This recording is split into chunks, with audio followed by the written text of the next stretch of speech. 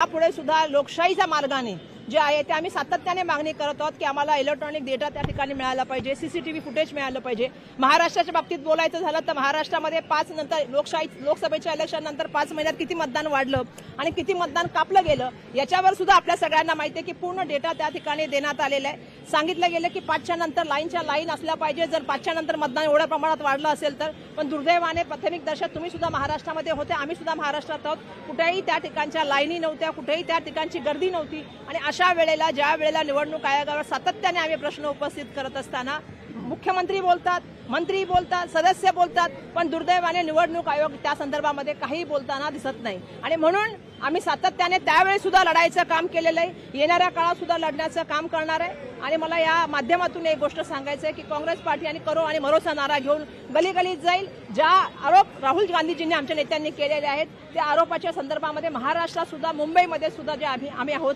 तो डेटा त्या ठिकाणी सादर करण्याचं काम करू। रस्त्यावर उतरून आंदोलन करणार आहात का या संदर्भामध्ये? आम्ही तर या संदर्भामध्ये अगोदर सुद्धा रस्त्यावर उतरून आंदोलन केलेलं, येणाऱ्या काळात सुद्धा याच्याबद्दल आंदोलन करू। आणि आमचा प्रश्नच असा आहे की आम्ही संसदेमध्ये सुद्धा त्या ठिकाणी सातत्याने मागणी करत आहोत की निवडणूक आयोगाची प्रक्रिया ही पूर्ण पारदर्शक पद्धतीने असलं पाहिजे।